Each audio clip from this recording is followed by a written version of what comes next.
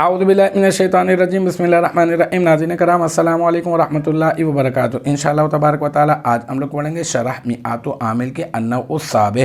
اب تک جو ہے وہ اس سلسلے میں ہم لوگ تقریباً جو ہے وہ 31 ویڈیوز بنا چکے ہیں۔ انشاءاللہ تبارک و تعالی یہ ہوگا ہمارا پارٹ نمبر 32۔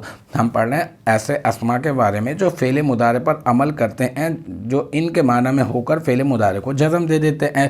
تو ہم جو ہے وہ من کے بارے میں، ماں کے بارے میں، ایون کے بارے میں، اور جو ہے متا کے بارے میں، اور اینما کے بارے میں، اور انا کے بارے میں پڑھ چکے ہیں۔ آج جو ہے وہ ہم لوگ شروع کریں مہما کے بارے میں، ٹھیک ہے جناب۔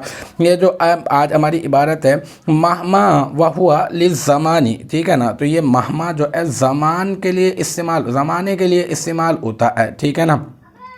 یعنی جب تو جائے گا میں جاؤں گا، ٹھیک ہے۔ اس کی مثال یہ، مثال کی تو ترکیب ہم لوگ اگلی دفعہ کریں گے، ویسے ہی میں نے آپ کو بتا دیا ہے۔ یہاں پر آج جو ترکیب کرنے لگے وہ ہے مہما ہوا للزمان وہوا للزمانی۔ تو مہما کو آپ کیا کر دیں گے، آپ بنا دیں گے مبتدا اول، واو کیا، واو زائدہ، اور ہوا ضمیر مرفوع منفصل واحد مذکر غائب، اور اس کو بنا دیں گے مبتدا ثانی، ٹھیک ہے۔ اور پھر لام حرف جر الزمانی مجرور، جار اپنے مجرور سے مل کر یہ بن جائے گا ثابتن، اس میں فاعل کا ظرف مستقر یہ نکالا ہے ہم نے اس کو متعلق کرنے کے لیے نا، کیونکہ جار اپنے مجرور سے مل کر کسی نہ کسی کے متعلق تو ہوتا ہے، تو یہاں پہ متعلق نہیں تھا تو ہم نے نکال دیا۔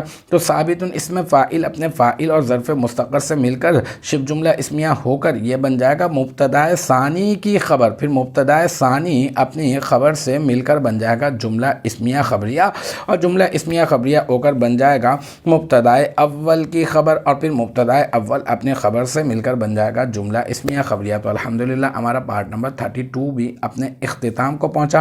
مجھے امید ہے کہ یہاں تک کی جو بات ہے وہ آپ کی سمجھ میں آ گئی ہوگی۔ انشاءاللہ تبارک و تعالی نیکسٹ ٹائم اگلی ویڈیو اگلی کلاس کے ساتھ ملاقات ہوگی۔ جب تک آپ اپنا بہت خیال رکھیے گا۔ وآخر دعوانا ان الحمدللہ رب العالمین۔